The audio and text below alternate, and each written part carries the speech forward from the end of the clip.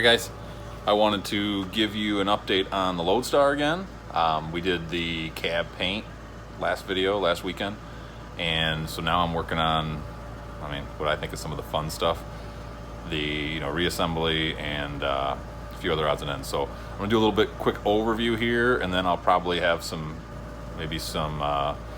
more time lapse of me working on stuff over the next couple of days. I'm not gonna get as much as I wanted done this weekend because I had some home improvement stuff I had to do this morning, a little unexpected drywall work, fun. So at any rate, I'm gonna show you a little bit here of where it stands right now. I've done a little bit already today, and then do some overviews on what I want to get to between this weekend and next weekend, and then we'll get some action shots, and so you can see what I got going. So this is where we stand today. I did when I got out here to the barn, I did a 2-bucket wash and then dried everything off. It was dusty again, and obviously the interior of the cab had sanding dust, and unfortunately some overspray. The overspray was all on the jams basically, and then there's some on the floors. I don't care about the floors, so I'm covering it up, but the seat frame and the door jams had basically primer showing through. So I started wiping it down with thinner after I did the wash on everything, and it was just gonna cause problems and be incredibly tedious. So instead, I did some quick mask off, and I just painted the jams, just a quick rattle can job, and it looks awesome, no problems. So that's all looking good again. So it's clean. It's the first time it's been this clean in a long time. You can see through the glass. I gotta do some more scraping and a little bit of thinner work on the glass where it's tiny bits of overspray here and there, but overall. So the projects we're gonna work on, in no particular order for this weekend. We're gonna get the roof stuff done, marker lights, air horn. We are gonna get the corner vent windows put back in, all the window trim and guide plates and all that good stuff. We are gonna get the cowl, I think, or the intake thing sealed off like I talked about doing in the previous video. We are gonna finish taking off some masking stuff. We're gonna get the wipers put on. We are going to, let's see, what else? The 2 big ones I know. I'm trying to save, get through all the little stuff before I show you the big ones. So, okay. Big project number 1. I've been debating on what to do here. So, this week, I came up with this. I can't bring myself to vinyl letter this truck. I really can't. So I found some cool 60s looking fonts, and I overlaid them over a big piece of paper out of the plotter at work, and then I tediously cut everything out with an X-Acto knife, and we're gonna try our hand at doing some lettering. So hold on, it's hard to do this and hold the phone. So it's gonna sit, door's closing, hold on. There, it's gonna sit something like that. Sorry, I can't get this very far away. My arms are long, but not that long. At any rate, we're gonna see how it works. What I got after finding some information online is I ordered some of these. Probably can't read that. They're Stabilo pencils in white. And what apparently these allow me to do is I'm going to tape that stencil on, and then I'll be able to, of course the light shines through. I'll be able to trace the stencil with the pencil. It wipes right off, no big deal. But apparently you can paint right over the stencil and it's not going to lift the paint on those edges. So, and then I also ordered, to make this all happen, art supplies from an art supply house here. I got, this stuff is really expensive. It's still cheaper to do vinyl, but we got some paint. So we've got blue-green, and let's see what else do we got. Blue-green, lemon yellow, and pure white. So basically the lettering is going to be yellow, a little bit of that teal green, in there with some white outlining, and then that's about 40 or 50 bucks worth of brushes right there. But some genuine lettering brushes, and hopefully I don't screw it up. All right, so that's project number 1 that hopefully I want to get to this weekend. Project number 2, found some threads online. I'm always digging through forums and stuff to try to come up with ideas. You know, I had started putting in a pergo floor in here. It just didn't work. The click and lock stuff wasn't going to work. I'm back to wanting to do some sort of wood look floor because it's the only thing I come up with to do relatively inexpensively. Everything I've looked at for rubber is ungodly. Well, it's not ungodly expensive, but I'm just not going to spend $200 or $300 on a rubber floor on this truck. It's just crazy to me. So we'll see how this goes. I don't know if it's going to freaking work or not, but I am going to, based on these threads I found, this is some, I don't know if you can see what that is, anti-fatigue foam mats from Harbor Freight. So $8.99 a piece, so there's 18 bucks. We're going to cut and put that down on the floor first, which is kind of what I had before with the pergo. I was using a little bit softer foam, but it gave too much. So this guy did this in like it was probably a Peterbilt or something. It was, you know, a more modern over-the-road truck. And then I've got some extra flooring, some vinyl plank floor from the house, and specifically what this guy I found used is this type. The type I have to have. That's a brown maple look, real simple, plain. But it was particularly this peel and stick. It's not peel and stick on the bottom, but peel and stick for the joint versus the click and lock. So, like I said, we're gonna give this a try. I'm gonna do it a little bit differently, lay a different direction than I laid the pergo, but we're gonna see how it works. So, and then overall, I don't see me getting, the cab's not gonna go on next weekend. I got too much other stuff to do. I still got that U-joint to try to get off, and I've got shifter airlines and some cleanup I want to do on that area of the chassis where I won't be able to clean up anymore. There's just, you know, more stuff on the cab that really would be better to be done while it's sitting here on the ground. So I'm just gonna wait, to be honest with you.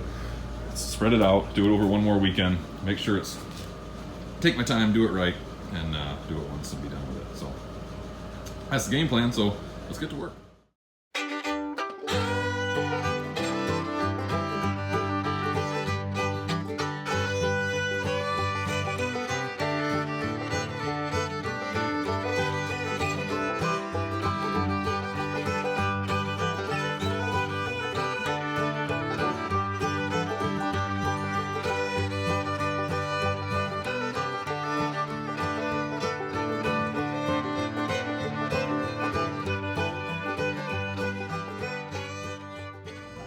Well, I've been a busy little bee the last, yesterday and today. But I don't have actually a whole lot of time to put into this. Got a fair amount done. So, as you can see and what you saw in some of those time-lapse videos, if they showed up at all, we've got some stuff done. We've got the cowl is in and all sealed with some, just use some tin, some flashing underneath there, silicone that in. We've got the wipers. You know, the new wipers, reused arms. Let's see, can I hold the phone back far enough? And if I move the linkage manually. Yeah, so those are fun. Got our marker lights. These, the previous owner of the red Loadstar had actually bought 3 new ones. I don't know why he didn't buy 5, but anyway, I polished up a couple other ones. I've got like the equivalent of 3 sets of these lights now. Because I had gotten some from a junkyard. He had his originals, plus some he'd collected apparently. So anyway, these are all in pretty good shape and all good new rubbers too, so that's the good part. Had to make some brackets underneath out of flashing, because I only had 2 of the brackets that these thread into on the inside. I don't know if the flashing ones are gonna work. That's what I had on hand, so we'll see. But anyway, got those on. Got the air horn on. The only bad thing about the air horn is where they mounted it, and obviously I used the same hole, it hits. So I'm gonna probably cut some small piece of rubber or something just to go underneath that horn right there. But anyway, those turned out good. What I'm probably happiest with, honestly, is these mirrors. What I ended up doing was I used my my drill press over there as a polishing kit. I mean, they're not perfect, don't get me wrong. There's some, you can see some striations there. But what I did was I took a brass wheel, wire wheel basically, put that on first, and because polishing just wasn't going to do anything. I tried, it just didn't work. So roughed them up first with that, and then I used my this cool Zephyr, I think Zephyr's the brand, this polishing kit that I bought for, I actually bought it for the wheels on my F450 that I need to polish. But anyway, it worked really good. I ended up using went from the wire wheel then to the fast cut wheel and compound, and then the mid cut wheel and compound. I didn't go to the fine cut. You know, there's enough striation still showing that it's not going to look that great. So, but and then I use these outer brackets here are off of those are off of a 2000 Chevy 3500 HD, and then the mirrors, they're technically off of a 3500 HD too, but they're aftermarket anyway. They were replacements. I had ordered some hardware online, got some nice stainless steel acorn nuts. I was a little bit short on them. I could have used 2 more, but anyway. So yeah, those turned out awesome. Got the grab handles all installed, door hardware, door panels are on, everything works. Well, I take that back, everything doesn't work. This door handle on the driver's side, of course, does not release, so I gotta mess with it, but we'll get it figured out. Got the pinch weld seal. I don't know why they're not long enough. I've got gaps both corners, so apparently I'm just gonna make a cut, probably, I don't know, probably in the middle right there, honestly, and then slide it over, so no big deal. Got my Amazon special bulb seal on there on the door. It seems to make contact, so I mean, I just didn't want to spend $100 for the fancy international stuff that does the same exact thing, so I went cheap. Got the seam sealer down in the rain gutter there, and yeah, I guess that's about it. Doesn't seem like much now when I go through it, but mirrors just look awesome. I love those things. So much better than painted mirrors. So glad I found those at the junkyard. So, I suppose this is so important. Got the sweet rubber filler caps, or whatever you want to call them, for the filler neck hole. So, and then what I just did was the Stabilo pencil outline for the lettering on the door, and I think it came out pretty good. I got some reflection there, but you know, layout, it came out pretty perfect. Now I gotta paint it still, so hopefully I don't screw that up, but so I'll do another time-lapse video of the paint. We'll see how this.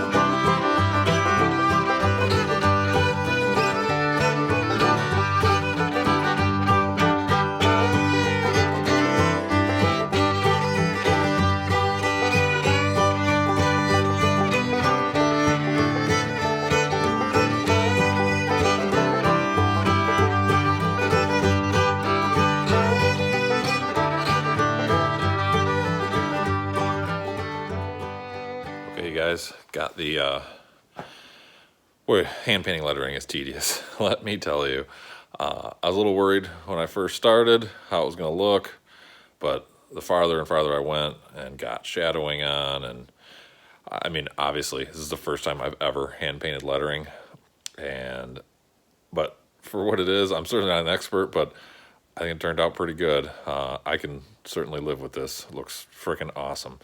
So without further ado, here we go. So, you know, if I got close, you could pick out the little sags and runs and where I went too far over and whatnot, but I got to wipe it down still and get the last of the Stabilo pencil off. But I think it's really turned out to be a pretty awesome, you know, 1967 look. Lettering job. So we got the company name with the city and phone number. I did the little, I couldn't resist. I freehanded that one. I didn't have a stencil for it, but I love it when old trucks have that, or trucks in general. And then this I was originally going to put on part of the butterfly hood, but there's already so many emblems on the butterfly hood, and that's just a perfect spot. So I threw the old class of 67 on there. So anyway, from kneeling down and laying down and sitting for whatever it just took, 3 hours or whatever to do this, my legs are beat. So we're gonna call it a weekend with this side, and I'll do the other side next weekend. But I think it turned out pretty awesome. So thanks for watching, guys. I'll probably do another update in a week when I get some more work done. She's getting there.